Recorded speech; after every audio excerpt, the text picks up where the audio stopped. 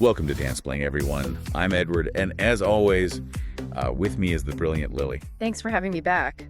All right, so get ready, because today we are going deep into one of the most talked about and definitely misunderstood conflicts in the world. Yeah. Israel and Palestine.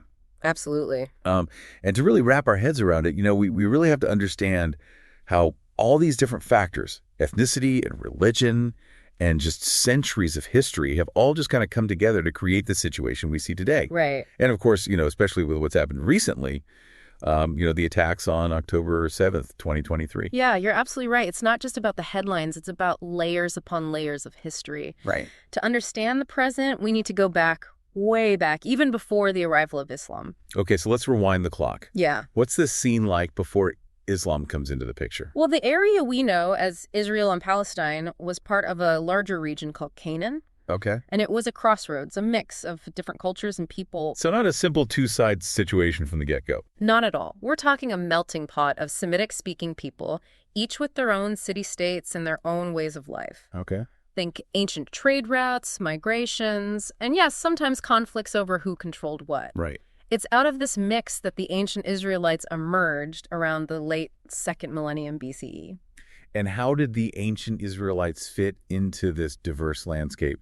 Were they just another group vying for power? That's where it gets interesting. Unlike many of their neighbors, the Israelites' identity was deeply tied to their religion, their worship of Yahweh. This, of course, is what would eventually evolve into Judaism. So it wasn't just about land for them. It was about faith and a connection to something bigger. Exactly. For the ancient Israelites, ethnicity and religion were intertwined. And this deep connection between the land, the people, and their faith is crucial to understanding why both Israelis and Palestinians make such strong historical claims to the region today. Yeah, so we've got this foundation of intertwined faith and land. Yes. But history rarely stands still. It does not. What were some of the major turning points that shaped this region in those early days? Well, one of the most pivotal moments was the Babylonian exile. Right. The Israelite kingdoms fell, first Israel in the north, then Judah in the south, conquered by powerful empires, and a significant portion of the Jewish population was scattered. That must have been a defining moment for them. It was. How did this exile impact their sense of identity and their connection to the land?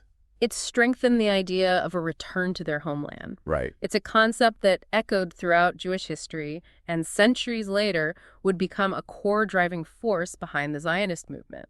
Yeah. But even during those centuries of exile, Jewish identity remained remarkably strong. It evolved and adapted to new environments, but it always retained that connection to the land. It's amazing how this connection persists through so much upheaval. It speaks volumes about the power of cultural memory and religious belief. Yeah. Even as empires rose and fell from the Persians and Greeks to the Romans, the Jewish presence in the region remained. And it was under Roman rule that things got particularly turbulent, right? I'm thinking of the Jewish revolts, the destruction of the Second Temple, events that must have had a seismic impact on Jewish history. You're exactly right. Those revolts and the subsequent destruction of the Second Temple in Jerusalem in 70 CE marked a turning point. It led to a new phase in the Jewish diaspora. They're scattering across the wider world. And it's against this backdrop that another major religion emerges in the region, Christianity. Right. So by the 4th century, the area, now called Palestina by the Romans, had become a major Christian pilgrimage site. We're already seeing multiple layers of religious significance attached to this land, even before Islam arrives on the scene. Exactly. Yeah. It's important to understand the complexity of what we see before Islam's arrival. Right. People back then mostly identified with their local communities, their specific ethnicities and religions. Mm-hmm. It was far from a simple us versus them dynamic. So the picture was far more nuanced than many people might imagine. Absolutely. It's a point that often gets lost in modern narratives about the conflict. Okay, so we've got this rich and layered history even before Islam. We do. But then the 7th century rolls around and everything changes, right? That's a great place to pick up next time. The arrival of Islam dramatically reshaped the political, religious, and cultural landscape of the region, and its impact continues to reverberate today. Can't wait to delve into that. Yeah. For our listeners, be sure to join us for part 2, where we'll explore how the arrival of Islam further complicates this already fascinating history. Welcome back to our deep dive into the history of Israel and Palestine. Yes. Last time we left off with the region on the verge of a major transformation, Right. the arrival of Islam in the 7th century. Right. It feels like a pivotal moment, not just for this region, but for the whole world. Absolutely. So how did the arrival of Islam change the lives of people already living there, the Jews, the Christians, and others we talked about? Well, imagine armies sweeping across vast territories, bringing with them a new faith and a new way of life. Yeah. By the mid-7th century, Jerusalem and the surrounding regions were under the control of the Rashidun Caliphate. Okay. This marked the beginning of a new era, centuries of Islamic influence. That's a huge shift. It is. Were people forced to convert to Islam? Was there a sense of everything changing overnight? It was a gradual process, actually. Right. While many people did convert to Islam over time, Right. and there were definitely advantages to doing so in the new social and political order, I say? sizable Jewish and Christian communities remained. Oh. They didn't just disappear. So it wasn't a complete erasure of the existing cultures and identities? Not at all. It's tempting to oversimplify history, Right. to see it as these clean breaks. Yeah. But the reality is far more complex and, I think, much more interesting. Right. Arabic language and culture spread, of course. Yeah. But it was more of a layering effect. Okay. People adapted to new circumstances while holding on to parts of their past. So it's less like a hard reset and more like adding a new chapter to an already long and complicated book. Exactly. And this layering is key to understanding the complexities of the region. Right.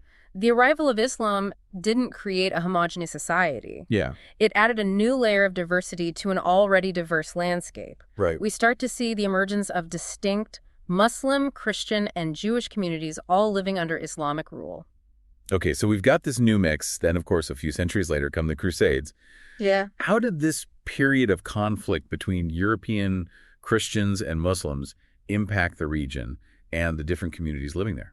Well, the Crusades, spanning from the 11th to the 13th centuries, definitely added another layer of conflict to the region. Right. European Christian armies arrived, captured Jerusalem, and established Crusader states. Right. It was a time of intense religious and political struggle, with control of Jerusalem changing hands multiple times. Yeah. It's easy to imagine this period as just a clash between Christians and Muslims. But what about the Jewish communities? How did they fare during this time? Even during the Crusader period, Jewish communities continued to exist throughout the region. They were often a minority, concentrated in urban centers, Right. but they remained a constant presence. Yeah. It's a testament to their resilience and adaptability in the face of constant change and upheaval.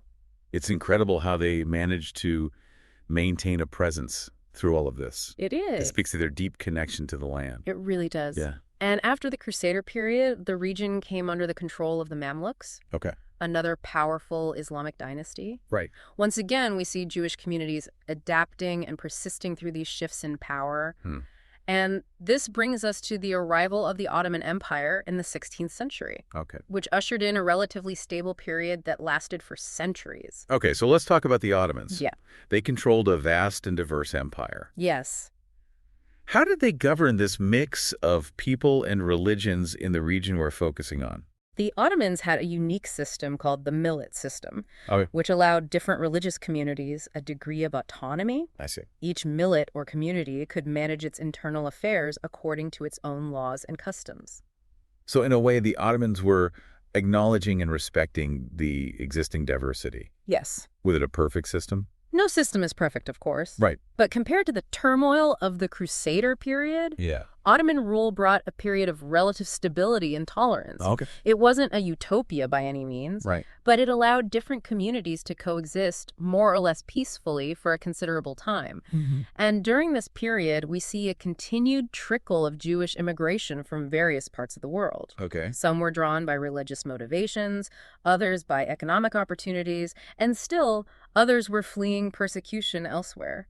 So you've got this complex mix of Muslims, Christians, and Jews, all living under Ottoman rule for centuries. Yes. It seems like things were relatively calm, at least compared to what we've talked about so far. Yes, but even in this relatively stable period, There were tensions simmering beneath the surface. Right. And as the 19th century rolled around, we see the emergence of two powerful forces that will dramatically change the trajectory of the region: Zionism and Arab nationalism. Okay, that feels like a critical turning point. It is. We're shifting from ancient empires and religious transformations to the rise of these modern national movements. Exactly. That's where things really start to heat up, right? Absolutely. These movements, both rooted in powerful ideas of identity, history, and belonging, really set the stage for the conflict we see today. Yeah. And it's a conflict that tragically continues to unfold.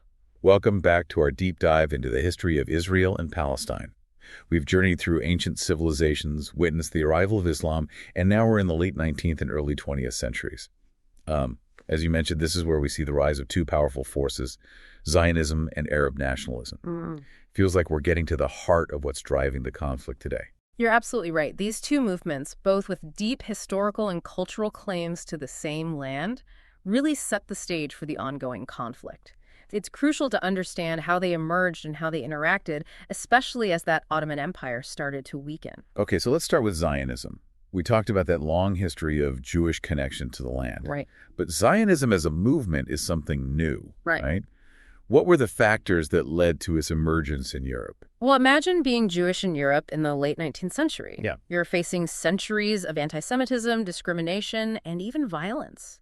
In some parts of Europe, pogroms, organized attacks against Jewish communities, were a terrifying reality. So it was a time of intense fear and insecurity for many Jews in Europe. Exactly. And that's the context in which Zionism arises. It's a response to this persecution, arguing that Jews weren't just a religious group, Right.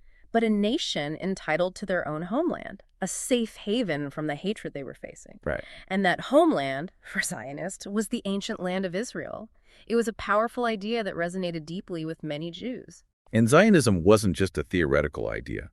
We start seeing actual waves of Jewish immigration to Palestine, the Aliyot, beginning in the late 1800s. Right. These early Zionist pioneers were driven by a mix of idealism, a longing to return to their ancestral homeland, and a very real fear for their safety in Europe. They bought land, established agricultural communities, and began building a new society in Ottoman Palestine. But this influx of Jewish immigrants must have created some tension with the local Arab population who already called this land home. It did, and this is where things start to get even more complicated. While some Arab communities sold land or even cooperated with the newcomers, Okay. many others saw this growing Jewish presence as a threat. Right. They worried about being displaced, about losing their land and their way of life. So you have these two groups, both with deep-rooted claims to the same land, their destinies becoming increasingly intertwined, and then World War I throws everything into further chaos. It does. The Ottoman Empire, which had ruled the region for centuries, collapses, and Palestine comes under British control. It's a time of tremendous uncertainty and upheaval. Both the Jewish and Arab populations had aspirations for self-determination. Right. They both hoped the British would support their claims. And this is where the Balfour Declaration comes in, right? Exactly. In 1917, the British government issues the Balfour Declaration, expressing support for a national home for the Jewish people in Palestine.